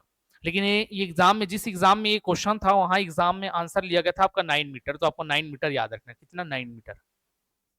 सेम ऐसा पैटर्न दिख जाए, अगर रेंज नहीं पूछ रहा हो, 8 से 12 का रेंज नहीं पूछ रहा हो, केवल एक डेटा पूछ रहा हो, तो आप 9 ले लेना आंसर। ठीक। अगला प्रश्न, भोजन नली की दीवारों के संकुचन और प्रसरण को क्या कहा जाता है? कौन सी गति कही जाती है? तक contraction and expansion of the walls of the food pipe are called. क्या मूवमेंट बोलेंगे? क्रमांकुचन, जठर संबंधी, दोलानी या अनुशीथिलन, डायस्टोलिक, ऑक्सिलेटरी, गैस्ट्रिक या पेरिस्टेलिसिस। तो पेरिस्टेलिसिस बोले जाता है इसको, क्रमांकुचन कहा जाता है। क्रमांकुचन का मतलब होता है एक बार वो सिकुड़ेगा, एक बार फूलेगा, सिकुड़ेगा फूलेगा। तो आपकी जैसे मैं अभी चल रहा हूं, बोल रहा हूं ना, तो इस दौरान भी मेरी क्या होती है, जो पाचक ग्रंथियां हैं वो चल रही होती है, रेगुलेट हो रही होती है, ठीक है। और वो क्या करती है, भोजन की नलियां आपस में रगड़ती रहती हैं, तो वो क्या कहलाता है, क्रमांकुचन कहता है। एक बार संकुचन होता है, एक बार क्या होता है, दबता है, एक बार फूलता है, ते होता है, क्रमांकुचन कहलाता है, ठीक। और अभी तक अगर आप लोगों ने शेयर नहीं किया है वीडियो को, तो शेयर जरूर कर देना। अगर ये सीरीज अच्छी लग रही हो आप लोगों को, तो लाइक जरूर करना। लाइक में बहुत कमी करते हो आप लोग। और मैं चाहूंगा कि आप लोग क्या करें, जो भी मैं प्रश्न पूछता हूं उसका कमेंट जरूर दिया करें, ठीक है। इससे क्या होता है कि क्लास में आपका कितना इंटरेक्शन, आपको कितना क्लास पसंद आ रहा है, ये मालूम चलता है। कमेंट जरूर किया करो। कमेंट से हम लोग को कुछ पैसा वैसा नहीं मिल जाएगा, मोटिवेशन बढ़ता है कि हाँ स्टूडेंट्स हमसे जुड़ रहे हैं, जुड़ना चाह रहे हैं, तो हम और मेहनत करें, ठीक है। अगला प्रश्न, लार में क्या एंजाइम पाया जाता है? लिगेज, प्रोटीएज, एमाइलेज या लाइपेज, क्या पाया जाएगा? तो एमाइलेज पाया जाता है। इसी एमाइलेज को हम लोग टाइलिन बोलते हैं। क्या बोलते हैं? एमाइलेज को टाइलिन भी बोलते हैं। एमाइलेज को टाइलिन भी बोलते हैं। सर आपने बोला था ये तो उसमें भी मिल रहा था आपके जठर ग्रंथि में, बिल्कुल वहां पर भी मिलेगा। तो एमाइलेज आपको याद रखना है, एमाइलेज ये लार में उपस्थित होता है। टाइलिन मिलता है और लाइसोजाइम करके एक और प्रोडक्ट पाया जाता है। क्या? लाइसोजाइम। क्या? लाइसोजाइम। इसका क्या काम होता है? ये ना जीवाणुओं को नष्ट करता है। जैसे आपके शरीर में जो एसिड पाया जाता है वो भी क्या करता है, जीवाणुओं को नष्ट करता है ना। ये भी, ये बच्चों के अंदर बहुत ज्यादा मात्रा में बनता है, उनका लार निकलता है। बच्चे जब बचपने में खेलते रहते हैं ना, तो जो भी जमीन पर दिखता है उसको मुंह पर डाल लेते हैं। तो क्या उसमें बैक्टीरिया नहीं होगा? क्या होता है। लेकिन बच्चे क्यों इतनी जल्दी बीमार नहीं पड़ते? क्योंकि वो जो लाइसोजाइम होता है ना उनके लार में उपस्थित, वो उन बैक्टीरियाओं को नष्ट कर देता है अंदर जाने से पहले ही। तो ये लाइसोजाइम बहुत इंपॉर्टेंट है, ये भी लार में उपस्थित होता है। दूसरा टाइलिन उपस्थित रहता है, जिसको हम एमाइलेज के नाम से भी जानते हैं। तो एमाइलेज और टाइलिन दोनों एक ही नाम होता है। अगला है, एंजाइम टाइलिन किसमें पाया जाता है? लार में, अग्नाशय रस में, अमाशय रस में, आद्र रस में। तो अभी मैंने बताया किसमें पाया जाएगा, विशेषकर आपके लार में भी उपस्थित रहता है। और मैंने इसको बताया आपके जठर ग्रंथियों के से भी इसका पार्ट निकलता है। तो ये भी आपको याद रखना, इसमें तो लार में ये पाया जाता है, ठीक है। याद रखोगे मेरे ख्याल से आप लोग। चलो आगे चलते हैं। लार आपका राइट आंसर होगा, ऑप्शन नंबर ए, स्लाइवा। पाचन के बाद कार्बोहाइड्रेट को परिवर्तित कर दिया जाता है, किसमें? तो कार्बोहाइड्रेट किसमें परिवर्तित होता है? ग्लूकोज में, ग्लाइकोजन में, एमिनो एसिड में या वसा युक्त अम्लों में? किसमें होगा ये? सिंपल सी बात है, कार्ब्स।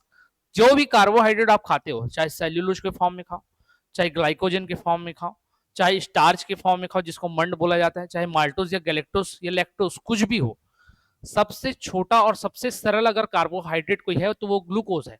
तो जो भी आप कार्बोहाइड्रेट खाओ वो सब आखिरी में ग्लूकोज में ही कन्वर्ट हो जाना है। तो आपका राइट आंसर क्या होगा? ग्लूकोज। और ये ग्लूकोज आपके सेल में जाकर डेवलप होते हैं। ये ग्लाइकोजन, इसको मैंने बोला कि ग्लूकोज का जितना पाचन होना था हो गया। पाचन होने के बाद जो ग्लूकोज आपके शरीर में रह जाते हैं वो आपस में मिलकर ग्लाइकोजन का फॉर्मेशन करते हैं। 8-10 से अधिक ग्लूकोज मिलकर एक ग्लाइकोजन बनाएंगे। वो मिलकर ग्लाइकोजन आपके शरीर में रहते हैं। क्योंकि आप खाना डेली बेसिस पर खा रहे हो, किसी दिन सब्जी अच्छा बना, आपने भरपेट खाना खाया, किसी दिन आप उपवास रह गए, नवरात्रि अभी लगेगा, 9 दिन के उपवास रह गए, तो इस दौरान जो आपके शरीर को एनर्जी देगा कौन देगा भैया? एक ग्लाइकोजन देगा। क्योंकि बाकी दिन तक आप जितना खाना खा रहे थे, जितना यूज होना था हो गया, और जो ग्लूकोज बच गया वो ग्लाइकोजन के फॉर्म में कन्वर्ट हो जाता है। तो ग्लाइकोजन आपको भूखे रहने पर एनर्जी देगा। और कार्बोहाइड्रेट सबसे पहले किसमें परिवर्तित होता है? सबसे तो ग्लूकोज में। सबसे सरल कार्बोहाइड्रेट होता है ये आपका, मोनोसैकेराइड में आता है। अगला है, पित्त के कार्यों के क्या कहा जाता है? Function of bile can be termed as, क्या बोलेंगे? पाइसीकरण, अपचयन, ऑक्सीकरण, निस्तापन। तो निस्तापन वाला प्रोसेस तो आपके किसी भी प्रकार के पाचन में देखने को नहीं मिलेगा। ऑक्सीकरण देखने को मिलता है, लेकिन ऑक्सीडेशन का कार्य पित्ताशय का नहीं है, पित्त का नहीं है। अपचयन, रिडक्शन भी नहीं करता ये। तो क्या करता है? इमल्सिफिकेशन, पाइसीकरण। मतलब ये क्या करेगा? जाकर फैट को तोड़ देगा, प्रोटीन को तोड़ देगा, स्टार्च को तोड़ देगा, और एक लिक्विड फॉर्म में कन्वर्ट कर देता है। और किसी लिक्विड में अगर स्टार्च भी मिला है, फैट भी मिला है, मतलब वसा, अगर तेल की मात्रा मिल गई किसी भी लिक्विड में, तो हम लोग पायस बोल देते हैं। तो पायसीकरण का काम करता है कौन? आपका पित्त। पित्त मतलब बॉयल जूस। किसमें पाया जाता है? पित्ताशय में। कौन बनाता है? यकृत बनाता है। यकृत है, स्टोर कहां करता है? पित्ताशय में, गॉल ब्लैडर में। अगला, गले में किसके छल्ले मौजूद होते हैं? उपास्थि के, जोड़ के, एरियोलर के, स्नायु के। तो आपको मैंने श्वास नली पढ़ाया था ना, ट्रेकिया, रेस्पिरेटरी सिस्टम, तो बताया था यहाँ पर सी आकार की क्या होती है? सी आकार कैसे? कार्टिलेज पाए जाते हैं उपास्थि, जिसके अंतर्गत आपकी श्वास नली रहती है। श्वास नली क्या रहता है? श्वास नली क्या बोलना चाहिए कि सेफ रहता है। नहीं तो देखना कई लोग क्या करते हैं, यहीं पर मारते हैं ना तो मौत हो जाता है। क्यों? उपास्थि है, बहुत कमजोर हड्डी है, टेप पड़ता है तो टूट जाता है। और अगर ये नहीं रहेगा तो आप अगर ऐसे गले मोड़े तो गला मोड़ती है आपकी सांस वाली जो नली होती है ट्रैकिया, वो डैमेज हो जाएगी। आप जो खाना खाते हो वो वाला आपका ग्रास नली, ठीक है, एसोफेगस, वो डैमेज हो जाएगा। तो ये सबको डैमेज होने से बचाने के लिए इसमें कार्टिलेज का व्यवस्था किया गया है, जो किस आकार का होता है? सी साइज का होता है, सी आकार का होता है। तो कार्टिलेज पाया जाता है गले में, जो श्वास नली आहार नल को सहायता प्रदान करता है, ढांचा देता है। अगला है, भोजन के पाचन की प्रक्रिया के दौरान होने वाले ऊर्जा परिवर्तन को क्या कहते हैं? बताओ। रासायनिक ऊर्जा से उष्मा, यांत्रिक ऊर्जा से उष्मा, रासायनिक से प्रकाश, या प्रकाश ऊर्जा से रासायनिक। आप जो भी चीज खाते हो केमिकल फॉर्म में खा रहे हो, हर चीज तो केमिकल ही है। केमिकल कहने का मतलब ये नहीं है कि वो इंडस्ट्री से में बन के आ रहा है। आपके जैसे प्रकाश संश्लेषण से भोजन बन रहा है, कौन सा प्रोसेस है? केमिकल प्रोसेस ही तो हो रहा है पौधों में भी। तो वो केमिकल फूड आप खाते हो, केमिकल के फॉर्म में किसी भी चीज को लेते हो, और फिर वो आपके हीट एनर्जी में कन्वर्ट होता है। जैसे मैं बोलूं तो भी हीट के फॉर्म में रिलीज होगा। माफ करना, ठीक है। और आप चल रहे हो तो हीट के फॉर्म में रिलीज होता है। तो जो हम लोग भी पाचन करते हैं ना, वो क्या करते हैं? रासायनिक ऊर्जा को लेते हैं और उसमें ऊर्जा में कन्वर्ट होता है। तो chemical energy to heat energy, इसका राइट आंसर होगा किसका भाई? ये आपके क्वेश्चन नंबर 41 का। तो ऑप्शन नंबर ए आपका करेक्ट आंसर होता है। ठीक, अगला प्रश्न देख लो। मानव में भोजन और हवा के लिए सामान्य मार्ग कौन सा है? कंठ नली, नासा गुहा, ग्रास नली या ग्रसनी? इसका कमेंट करके आप लोग बताना। आज वाले चैप्टर में मैंने बता दिया, और जो आपको श्वसन तंत्र पढ़ाया था उसमें भी बताया। तो 42 का आप लोग कमेंट करके बताइएगा।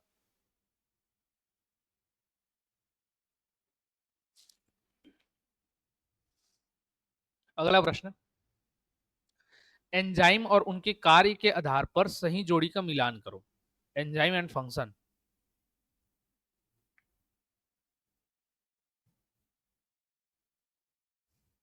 ट्रिप्सिन, पेप्सिन, एमाइलेज और लाइपेज। सीधी सी बात है, ये जो लाइपेज होता है पेनक्रियाज में पाया जाता है, याद रखना। एमाइलेज या टाइलिन लार में उपस्थित था आपके। पेप्सिन आपके जठर रस में पाया जाता है, गैस्ट्रिक जूस में। ट्रिप्सिन ये आपके अग्नाशय में पाया जाता है।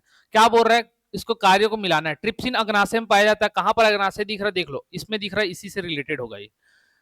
तो ये भी तो बताए सर लाइपेज। हाँ बिल्कुल, ये भी हो सकता है। तो पूरा पढ़ लेते हैं। ट्रिप्सिन का काम क्या रहता है? प्रोटीन को पचाता है, जो पेप्टाइड में कन्वर्ट करके देता है ना आपका। कौन पेप्टाइड में कन्वर्ट करता है? पेप्सिन। जो पेप्सिन है, जो आपके जठर रस में पाया जाता है, वो पेप्सिन क्या करता है? पहले प्रोटीन को पेप्टाइड में कन्वर्ट करता है, और जो पेप्टाइड आपकी छोटी आंत में आता है और जहां से पेनक्रियास से आता है ये पेनक्रियास्टिक जूस, जिसको हम लोग बोलते हैं ट्रिप्सिन, ये ट्रिप्सिन प्रोटीन को एमिनो एसिड में तोड़ता है।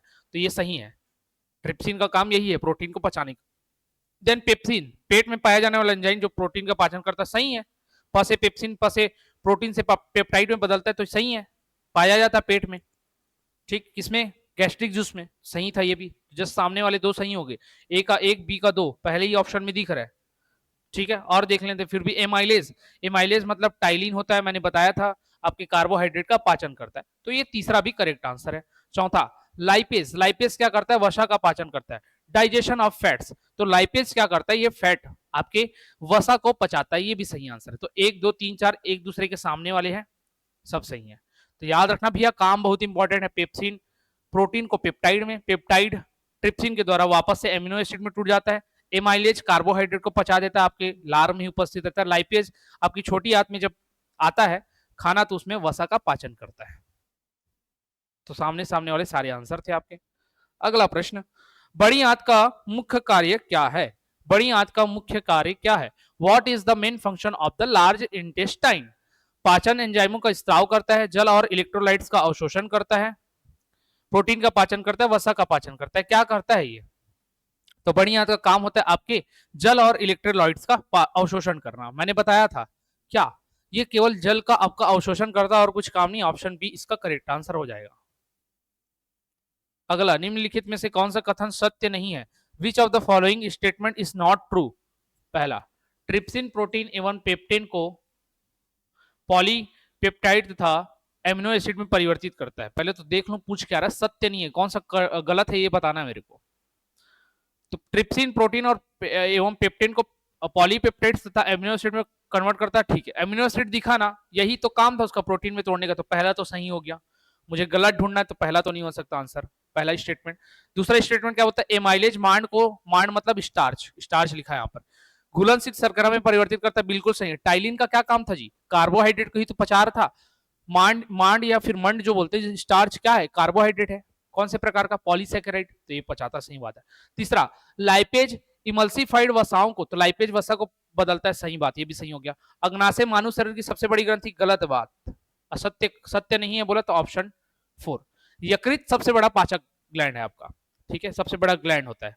देन ट्रिप्सिन का स्त्राव यकृत से होता है, नहीं। वसा का पाचन करेगा क्या? नहीं करेगा। एक तो वसा का पाचन नहीं करता, प्रोटीन का करता है। यकृत से नहीं निकलता, ये अग्नाशय से निकलता है, पेनक्रियास से। तो दोनों गलत थे। और कुछ दिया क्या देख लेते, तो 2 गलत मिल गया मुझे, चौथे और पांचवी। छठवा, ट्रिप्सिन एमाइलेज लाइपेज का अग्नाशय निकलता, सही बात है। एमाइलेज जो टाइलिन होता है वो वहां से भी निकल जाएगा आपके, ट्रिप्सिन और लाइपेज सब वहीं से निकलते हैं, ठीक है। तो क्या हो गया आपका चौथा और पांचवा, कहां दिख रहा है? Option number C. Option number C आपका करेक्ट आंसर हो जाएगा। सत्य नहीं है पूछा था, तो 4 और 5 असत्य है, तो सही हो गया ये। अगला है, मनुष्य के शरीर की वह ग्रंथि जो एंजाइम और हार्मोन दोनों स्रावित करती है। The gland is the human body that secrets both enzymes and hormones is, मतलब ऐसा कौन सा ग्लैंड है जो हार्मोन भी देता है और आपका एक प्रकार का एंजाइम भी क्रिएट करता है? तो वो होता है आपका कौन सा भैया? Pituitary gland, pancreas, salivary gland या लीवर? तो लीवर तो एंजाइम देता है, तो ये तो हो नहीं सकता। सलाइवरी ग्लैंड एंजाइम है, हो नहीं सकता। ये केवल हार्मोन रिलीज करते हैं, एंजाइम तो देते नहीं, तो आपका आंसर नंबर बी करेक्ट हो जाएगा, ऑप्शन बी, पेनक्रियास। पेनक्रियास कौन सा हार्मोन देता है? इंसुलिन देता है। और एंजाइम क्या देते हैं? अभी आपने देखा अलग अलग प्रकार के, ट्रिप्सिन आ गया, और क्या आ गया आपका एमाइलेज आ गया, और क्या आ गया आपका? लाइपेज आ गया, ये सब देता है, तो आपका बी सही हो जाएगा। ये सेकंड नंबर की सबसे बड़ी पाचक ग्रंथि होती है। सेकंड नंबर का क्या है? डाइजेस्टिव ग्लैंड होता है, ध्यान में रखना, ठीक। चलो बढ़िया। और अगर आप चाहते हो कि इसी बेहतरीन तरीके से आप ट्रिक और टेक्निक के माध्यम से सारी चीजों को पढ़ें, साइंस आपके लिए इजी हो जाए, एकदम हलवा जैसे घर में मम्मी बनाती है ना, बस पानी डाली, थोड़ा सा सूजी को गर्म की, हल्का शक्कर डाल के आपके लिए रेडी, तो वैसा तरीके के आप साइंस को पढ़ना चाहते हो तो कोर्स के साथ जुड़ सकते हो, ठीक है। निम्नलिखित में से कौन सी ग्रंथि इंसुलिन का स्त्रावन करती है? विच of the following glands secrets insulin? गुर्दा मतलब किडनी, पेनक्रियास, लीवर या ऑल ऑफ दिस? तो इंसुलिन कौन निकालता है? अभी मैंने बताया, पेनक्रियास। अगला क्वेश्चन है, सिग्मोइड कोलन किसका भाग होता है? तो कोलन वर्ड याद रखो, मैं बताया था, सीकम, कोलन और रेक्टम किसका भाग होता है, याद रखो। ये कमेंट करके बताना 48 का आंसर। क्या स्मॉल इंटेस्टाइन में बताया, क्या लार्ज इंटेस्टाइन में बताया, क्या फेरिंग्स में बताया, या रेक्टम में बताया? क्या होता है बताओ, आप लोग कमेंट करके बताइएगा। निम्न में से कौन सा अमाशय रस, अमाशय मतलब रस के एक घटक के रूप में पेट से स्रावित नहीं होता है? कौन सा नहीं निकलता है? Sulphuric acid, potassium chloride, sodium chloride या हाइड्रोक्लोरिक एसिड? तो हमारे शरीर में कभी भी जो स्टमक वाला एरिया होता है ना, वहां पर जो एसिड नहीं बनता है वो होता है आपका सल्फ्यूरिक। H2SO4 हमारे अंदर नहीं बनता, सल्फ्यूरिक एसिड नहीं बनता, बाकी ये सब बन जाते हैं। लास्ट क्वेश्चन, अमाशय से बाहर आने वाले अम्लीय अर्धपाचित खाद्य का उदासीनीकरण किसके द्वारा किया जाता है? The acidic semi digested food coming out of the stomach is neutralised by pancreatic juice, duodenal secretion, colon secretion या बॉयल जूस? किसके माध्यम से होता है? तो अर्धपाचित जो खाद्य पदार्थों का उदासीनीकरण जो होता है ना, अमाशय से बाहर आने वाले, अमाशय से, तो स्टमक से जब बाहर निकलता है तो ये होता है आपके सॉरी पित्तरस, क्षारी होता है। ऑप्शन डी आपका करेक्ट होगा, ऑप्शन डी। इसमें जो भी बॉयल जूस बनता है क्या होता है? क्षारी होता है। किस नेचर का होता है? क्षारी, एल्कलाइन नेचर का होता है। और जो स्टमक में चीजें बनती है वहां पर एसिड आ रहा है, तो एसिडिक नेचर का होता है। उदासीन कब हो जी? जब एसिड और आपका क्षार दोनों मिल जाए तो बॉयल जूस आएगा। अग्नाशी रस पैंक्रियाटिक जूस आंसर लेते जब वो उदासीनीकरण की बात नहीं करता तो अभी आपका राइट आंसर क्या होगा? राइट आंसर आपको होगा पित्त रस बॉयल जूस। चलो ठीक है, ये आपके 50 क्वेश्चन थे, इसको अच्छे से पढ़िएगा। इससे बाहर आपको डाइजेस्टिव सिस्टम से रिलेटेड क्वेश्चन देखने को नहीं मिलेंगे। ठीक है, अब ये बहुत इंपॉर्टेंट ये चैप्टर रहता है, एक क्वेश्चन आएगा ही आएगा प्रयोगशाला परिचारक में, ठान के ही रखो। और जो टेक्नीशियन वाले स्टूडेंट देख रहे होंगे उनको भी ये देखने को मिलेगा। और मैं बोल के चलता हूँ कि मेरा एनटीपीसी का जो सीरीज चल रहा फिजिक्स की क्लासेस, और इसमें सब एक दूसरे के क्लासेस को देख सकते हो, कहीं पर किसी का कोई लॉस नहीं होने वाला है। ठीक, तो सारे स्टूडेंट सारे एमसीक्यू के क्वेश्चंस को देखते हो। चलो साइंस का तो मिलते हैं अगले क्लास के साथ। वीडियो को ज्यादा से ज्यादा शेयर कर देना, लाइक सब्सक्राइब चैनल को अगर नहीं किया तो करके रखो, आपके काम के सारे वीडियोस डलते जा रहे हैं। तो मिलते हैं नेक्स्ट वीडियो में, धन्यवाद।